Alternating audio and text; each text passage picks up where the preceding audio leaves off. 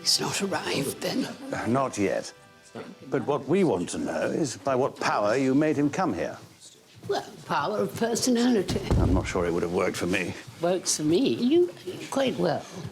I will be all right as long as no one asks me how I am. You heard your note nearly proved fatal to poor Denker. Well, I only intended that she be ticked off, not beheaded. I gather it was Spratt who saved her, which is a surprise in any number of ways.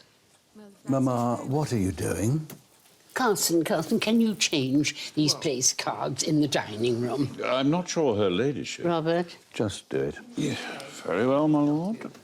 You'll be in a very junior seat. Il faut reculer pour mieux sauter. I found my editor. And had some fun too, I hope. I went dancing at the Café de Paris, which felt very young and gay. And we saw Henry Talbot try out a racing car. So now we're all members of the Bright Young Things. I don't know about bright. The Right Honourable Neville Chamberlain, Minister for Health. Lord Grantham. Lady Grantham. Minister, how kind of you to find time for us in your busy schedule. We're very grateful. I wouldn't have the courage to refuse your mother-in-law. There you are. How is dear Anne? She sends her greetings. Oh, how grown up you all are. You know, I remember so well when you and she were young and carefree, looking for fun wherever you could find it. I know you do. Yes, well, I always say, let the past stay in the past. I always say that, too.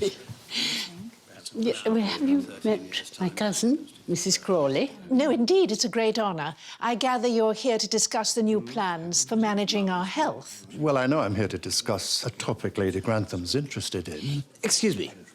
Would you care for one of these? Thank you. I thought you needed rescuing. Our own scrapes are bad enough without being dragged into other people's. How well you understand me. I'm afraid you're in for some rigorous debate. I wish I weren't. Shall we go in?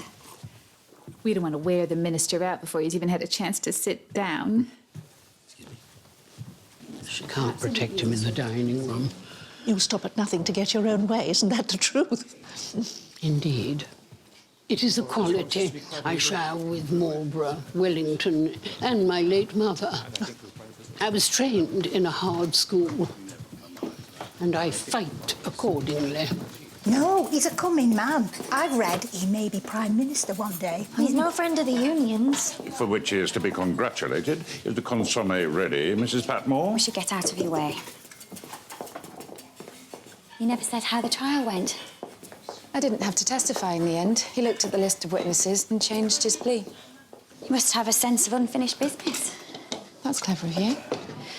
I won't ask what it was, but I hope you can leave it behind. I'm not sure, but thank you. Mr. Molesley says the Dower just got the bit between her teeth. And I don't give much for Mr. Chamberlain's chances. Nor me. But surely, if it's important to the area, he'll want to listen. He'll just want to get out alive. The system has worked well here for 100 years. Why must we destroy everything in our path simply for the sake of change? I'm not sure that's a true representation of the case. Exactly. There are many benefits to be had from the plan. But benefits for whom? Goodness. I thought I was here to be lectured by a united group, not to witness a battle royal. Oh, don't you enjoy a good fight? I'm not sure I do, really. My mother-in-law has a certain myopia when it comes to anyone else's point of view. On the contrary, I have a clarity of vision that allows me to resist a housemaid's trap of sentimentality. Your enthusiasm is getting the better of your manners. Can't we stop this beastly row? How I wish we could. Because I'm so sorry.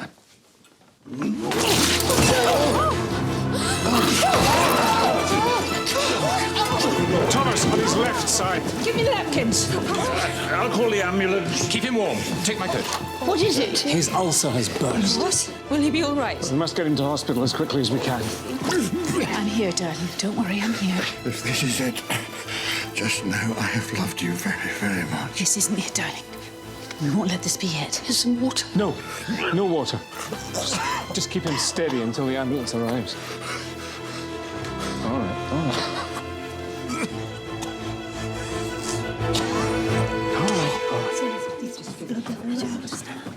Is he very bad? I've rung for the ambulance. It'll be here at any moment. Miss Baxter, Anna, fetch their ladyship's coats. Don't forget Lady Edith. And what about me, Mr. Carson? You might put together some things that could be useful, but hurry, there's no time to lose. I can't believe it.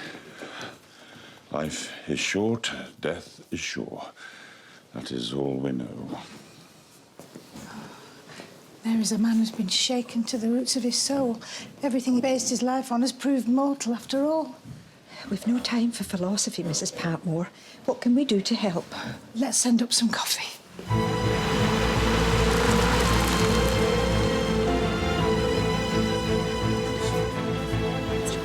Lady Grantham, I'm not sure how much use I can be here.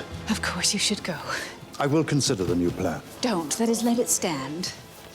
I believe the change will work well for both establishments. Very well. Lady Grantham. Give my love to dear Annie. I will. The ambulance is here. Don't reprimand me, Mama. I think the new system will be better, and I haven't got time to be diplomatic. Don't you think I have enough things to worry about? It's better we should be honest. There've been too many secrets. Let's have no more of them. If you mean Marigold, that's settled, and you know I am sorry now. Let us concentrate on Robert. They're ready. They want to take him now. Girls, Mary, Edith, we must go. Edith, dear, telephone with any news, no matter how late. I will. I'll take you home in my car, and Lady Grantham.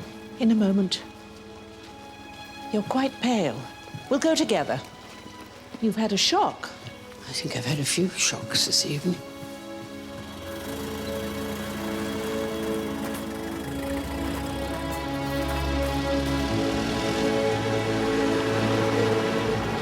They're bringing your car around. I'll let the ambulance get away. There's a dinner that delivered more than you bargained for. You're going to follow them? I don't want to crowd him, but they'll ring when they have news. Can you let my office know? Of course.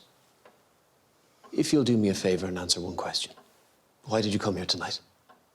Your grandmother-in-law can be very persuasive. I'd love to know how she did it. My wife has a brother called Horace de Vere Cole. You may have heard of him. The prankster? Didn't he board a warship pretending to be the leader of a Turkish delegation? Abyssinian, but yes. He was always doing that sort of thing. Some years ago, he and a few friends dug a trench across Piccadilly, and London was thrown into total chaos. But what... I was one of the chaps responsible. We dressed as workmen, and no one stopped us, and by the time we'd finished, every road was jammed from the East End to Belgrave Square. And old Lady Grantham threatened to give you away. Well, it was long ago now. But the papers would be sure to make it look as bad as possible. And a dinner seemed a price worth paying to avert it. Now, there's my car. So, I'd better be off.